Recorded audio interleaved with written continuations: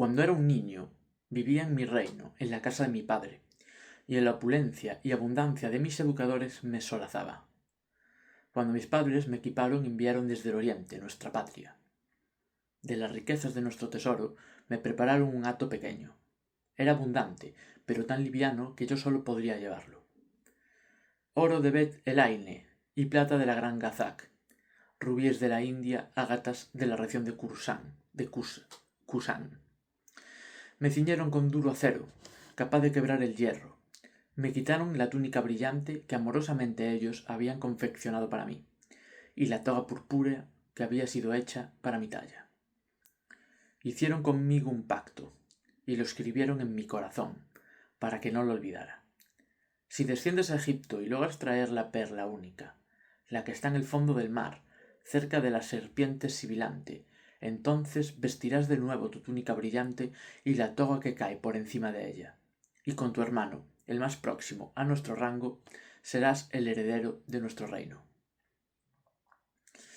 Abandoné Oriente y descendí, acompañado de 2 guías, pues el camino era peligroso y difícil, y yo era joven para recorrerlo. Atravesé por las fronteras de Mesena, lugar de parada de los mercaderes de Oriente. Llegué a la tierra de Babel y penetré en las murallas de Sarbug. Llegué a Egipto y mis compañeros se separaron de mí. Fui directo a la serpiente y acampé cerca de su morada, esperando que la pudiera el sueño y se durmiera y así poder arrebatarle mi perla. Cuando estaba absolutamente solo, siendo un extraño para los compañeros de mi posada, vi allí a uno de mi raza, un hombre libre, un oriental, joven, hermoso y amable, hijo de nobles, y vino y se unió a mí, y lo hice mi amigo íntimo, un compañero en quien confiar mi propósito. Le exhorté a guardarse de los egipcios y de unirse a los impuros, y me vestí con sus atuendos, para que no sospecharan que había venido de lejos para coger la perla e impedir que excitaran la serpiente contra mí. Pero de alguna manera se dieron cuenta de que yo no era de su país, y con engaños me hicieron comer de sus alimentos. Olvidé que era hijo de reyes y servía a su rey. Olvidé la perla por la que mis padres me habían enviado y, a causa de la pesadez de sus alimentos, caí en un profundo sueño. Pero esto que me acaecía fue sabido por mis padres y se apenaron por mí, y salió un decreto en nuestro reino, ordenando que todos acudieran a nuestra corte, a los reyes y príncipes de Patria, y a todos los nobles de Oriente, y determinaron sobre mí que no fuera abandonado en Egipto. Me escribieron una carta y cada noble puso su firma en ella. De tu padre, el rey de reyes, de tu madre, la soberana de Oriente, y de tu hermano, nuestro segundo en autoridad. Para ti nuestro hijo, que está en Egipto, saludos, paz. Despierta y levántate de tu sueño, y escucha las palabras de nuestra carta. Recuerda que eres hijo de reyes. Mira la esclavitud en la que has caído. Recuerda la perla por la que fuiste enviado a Egipto. Piensa en tu túnica resplandeciente, y recuerda tu gloriosa toga, con la que podrás vestirte y engalanarte cuando tu nombre sea leído en el libro de los valientes, de los héroes, y junto con tu hermano, nuestro virrey, estarás en nuestro reino. Y mi carta era una carta que el rey había sellado con su mano derecha, para preservarla de los malvados, de los hijos de Babel y de los demonios salvajes de Sarbug. Voló la carta como un águila, el rey de todas las aves, voló y se posó a mi lado, y toda ella se convirtió en palabra. A su voz y al sonido de su murmullo me desperté y me levanté de mi sueño.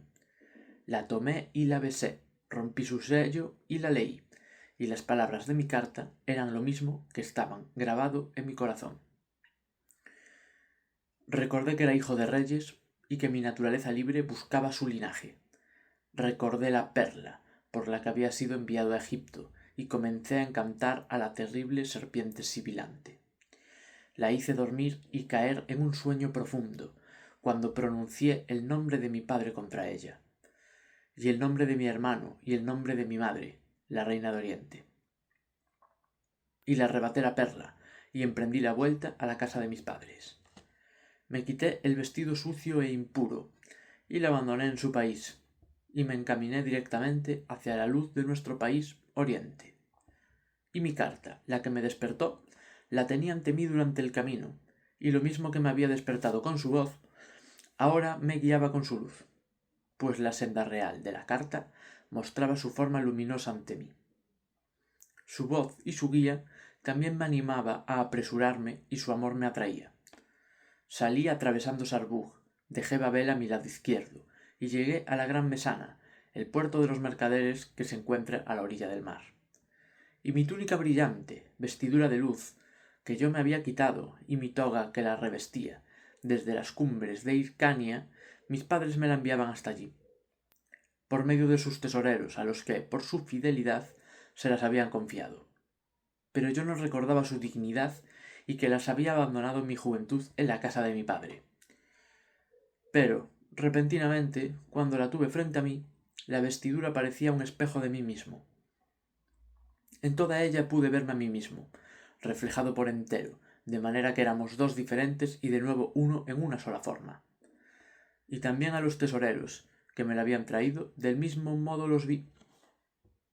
Dos en una sola forma, un solo signo real grabado sobre ellos, el signo de aquel que, por medio de ellos, me había restituido mi honor y mi riqueza, mi adornada túnica brillante, engalanada con magníficos colores, con oro y con berilos, calcedonias y ágatas, sardónices y variados colores. Ella había sido preparada para enaltecerla. Todas sus costuras habían sido festoneadas con piedras de diamante, y la imagen del rey de reyes, toda entera, por todo el tejido, aparecía bordada en relieve y, como la piedra de zafiro, así sus colores eran variados. Y nuevamente vi que toda ella, la vestidura, se agitaba sacudida por el conocimiento, gnosis, como si de nuevo fuera a hablar. Vi que se preparaba. Oí el sonido de sus cantos, que musitaba mientras descendía. Soy el más diligente de sus servidores, por eso he sido enaltecido ante mi padre. Y también percibí como mi estatura crecía al tiempo que realizaba sus trabajos. Y con un movimiento regio fue despegándose toda ella hacia mí, y de la mano de sus portadores me incitó a tomarla. Y también mi amor me urgía, para que corriera a su encuentro y la recibiera. Entonces extendí mi mano y la recibí. Con sus hermosos colores me engalané, y quedé completamente cubierto por mi toga de brillantes colores. Me vestí con ella y fui elevado a la corte de la paz y de la adoración. Incliné mi cabeza y adoré el esplendor de mi padre, que él me la había enviado, porque yo había cumplido sus mandamientos y él también su promesa. Y en la corte de sus escribas, entre sus nobles, fui mezclado, pues se regocijó por mí, y me había recibido, y yo me encontraba con él en su reino. Y al son de plegarias todos sus siervos le alaban. Prometió también que me presentaría con él ante la corte del rey de reyes, y, con mi ofrenda y mi perla, me mostraría junto con él ante nuestro rey. Este es el himno de la perla, atribuido a Santo Tomás, al apóstol Tomás. Y me parece un texto muy interesante para entender lo que es el conocimiento y lo que es un oráculo, que viene siendo la carta destinada a hacernos recordar nuestro origen.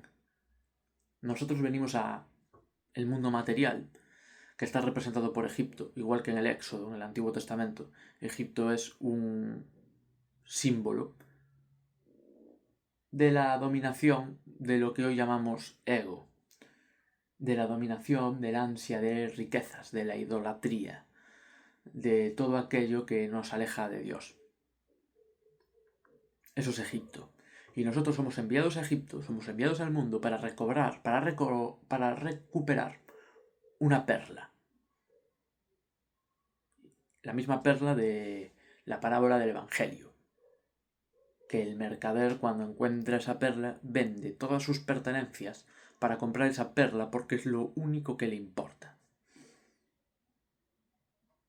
En esa parábola del Evangelio, todas sus pertenencias son todas aquellas cosas que, siguiendo con la analogía del canto de la perla, pues son todas esas cosas que acumulamos en el mundo material, que acumulamos en Egipto. Nosotros llegamos a este mundo y por habernos alimentado de los frutos que nos ofrece Egipto, caímos en el sueño y nos olvidamos de nuestra misión y nos olvidamos de nuestro origen. Y en esa tragedia es cuando aparece el conocimiento. Es cuando aparece el conocimiento tradicional, cuando aparece el oráculo, en su sentido etimológico. Oráculo es oraculum, culum es herramienta o medio para, y ora es orar o hablar. Es decir, que el oráculo es una herramienta que nos permite ordenar el caos de nuestra mente en forma de discurso. No solo discurso hablado, sino discurso hecho. El oráculo es la herramienta del logos. O algo así sería. Es como la herramienta del logos. El oráculo, la carta, es lo que nos envía nuestro Padre celestial, inefable, para que recordemos nuestro origen y nuestra misión. Y recordar significa etimológicamente volver al corazón. Recordis, volver al corazón. En el texto del himno de la perla se dice que cuando el personaje, el protagonista, lee la carta, se da cuenta de que esas palabras son las mismas palabras que están impresas en su corazón. Es decir, que la carta le ayuda a volver al corazón. La carta actúa como un puente hacia su propio interior. Por eso el oráculo sirve para ordenar el discurso que ya tenemos dentro, en potencia. En potencia quiere decir que hasta que no se actualiza, hasta que no es leído, hasta que no es iluminado, es caos. El caos es lo que precede al orden, al logos. Y el oráculo, la carta, el conocimiento, nos ayuda a ordenar ese caos. Entonces aquí vemos un sentido mucho más profundo de lo que es un oráculo, que suele entenderse, sobre todo a los profanos en la materia, suelen entender, por ejemplo, el tarot como una forma de ver qué es lo que me va a pasar. Y no es tanto eso como una forma de ver cuál es mi origen, cuál es mi identidad profunda, qué es lo que tengo dentro. El tarot es un espejo o es una herramienta proyectiva. Sobre el tarot proyectamos nuestro interior, pero al mismo tiempo ordena nuestro interior y al mismo tiempo nos pone en contacto con algo que no solo está en nuestro interior. El reino del Padre está grabado en nuestro corazón, pero el reino del Padre es trascendente. Aunque esté en lo inmanente también, aunque esté dentro, también está fuera. Y esto es algo que también dice Santo Tomás en el Evangelio apócrifo de Tomás. Que el reino de Dios está tanto dentro como fuera de nosotros.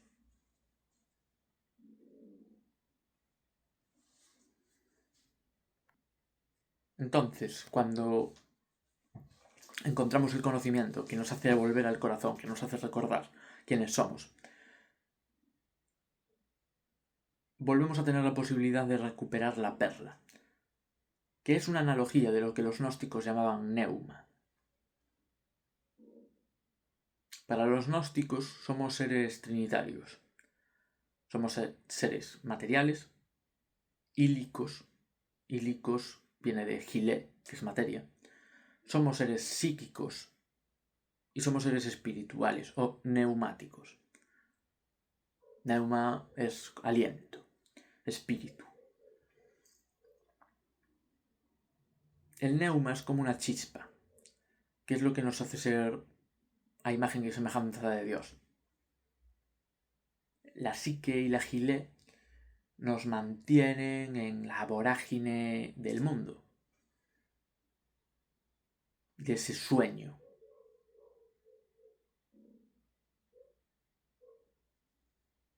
recuperar la perla es despertar a esa dimensión trascendente en lo inmanente.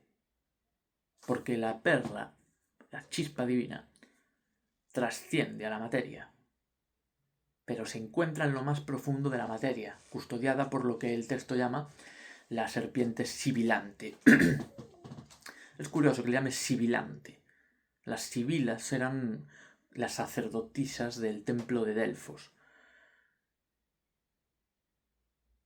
que eran las encargadas de tener las visiones, que luego el sacerdote interpretaba, ¿no? Las sibilas eran como que estaban entrenadas para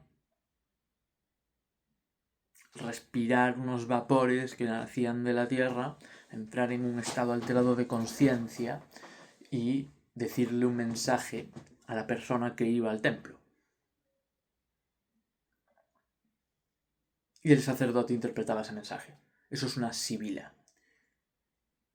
Sibilar también es el silbido de las serpientes. Porque esos efluvios que subían de la tierra son como una serpiente.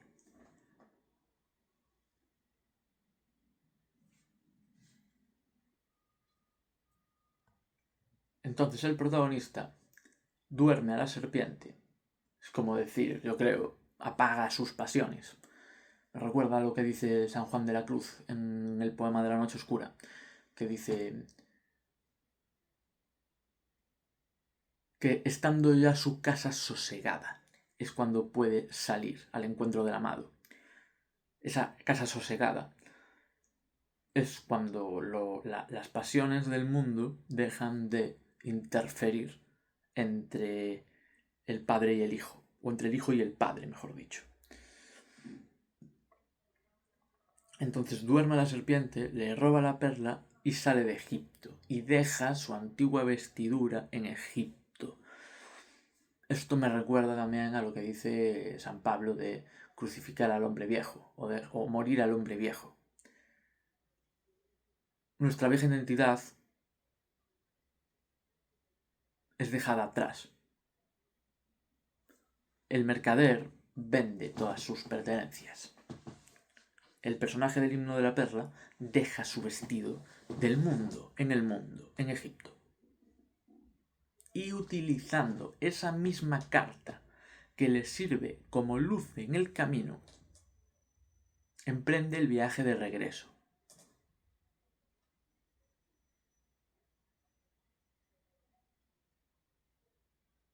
Bueno, yo creo que la carta es el conocimiento tradicional en general. Todo texto sagrado tiene que ver con ese arquetipo de la carta, en este sentido.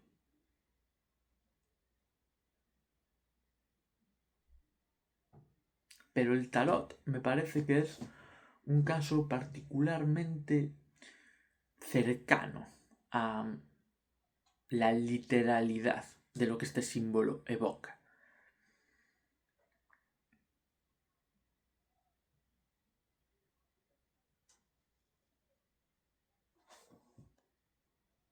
Porque en principio nadie diría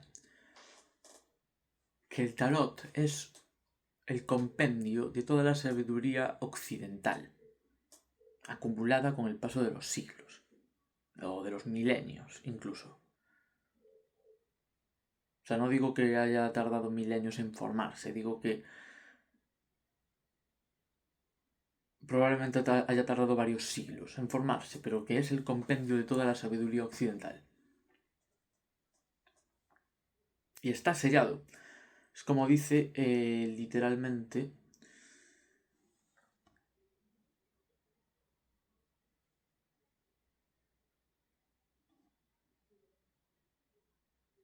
y mi carta era una carta que el rey había sellado con su mano derecha para preservarla de los malvados.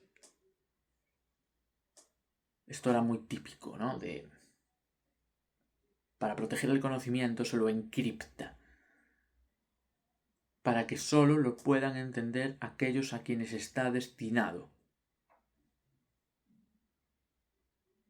Eso pasa con todo en general. A ver, uno cuando lee la Biblia sin saber de qué va el tema, a mí por lo menos es lo que me pasaba, ¿no? Que parece una estupidez.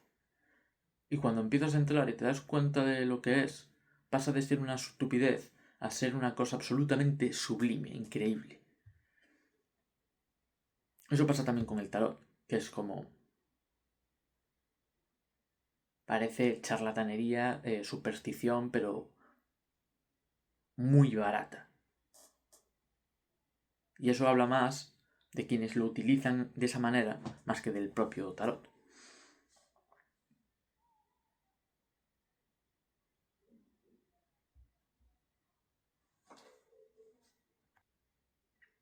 La tomé y la besé, rompí su sello y la leí, y las palabras de mi carta eran lo mismo que estaban grabado en mi corazón. La tomé y la besé, es decir, que para poder entender el mensaje que ocultan los arcanos, y una vez más, no solo los arcanos del tarot, los arcanos de la Biblia, los arcanos del Bhagavad Gita, a ver, ya no necesariamente nos tenemos que quedar en Occidente, aunque estamos hablando de la tradición occidental, ¿no? Pero hay que amarlo para poder entenderlo, para poder entrar en él, o para que eso entre en nosotros. Hay que abrir nuestro corazón para recordar. Para volver al corazón hay que abrirlo primero. Hay que... Lo tomé, lo besé, rompí su sello y la leí. La tomé, la besé, rompí su sello y la leí. Y antes dice, unas estrofas antes dice, voló la carta como un águila, el rey de todas las aves. Voló y se posó a mi lado, y toda ella se convirtió en palabra. Se convirtió en palabra. Se convirtió en verbo, se convirtió en logos, se convirtió en orden. Es eso lo del oráculo como ordenador del discurso, como de aquello que nos fluye, como aquello que fluye de la fuente en nosotros, como aquello que fluye desde la fuente en nosotros. Eso necesita ser ordenado en palabras. Y para eso sirve un oráculo.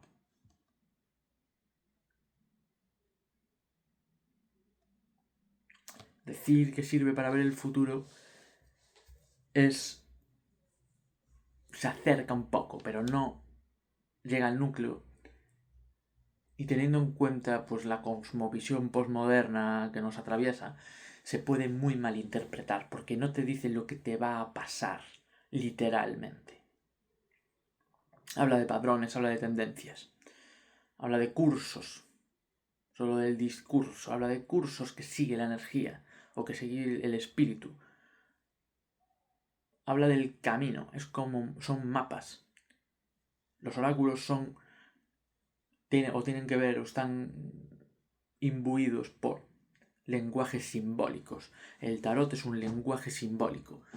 Y los lenguajes, antes que para comunicarnos entre nosotros, sirven para estructurar nuestra mente, para ordenar nuestra mente. Gracias al lenguaje podemos pensar más allá de lo que pensaríamos sin lenguaje. El lenguaje nos permite hacer atajos. Todo un desarrollo se sintetiza en una palabra. Entonces, cuando uno hace todo un desarrollo, cuando uno recorre todo un camino y llega a una palabra, esa palabra se convierte en el atajo de todo ese camino.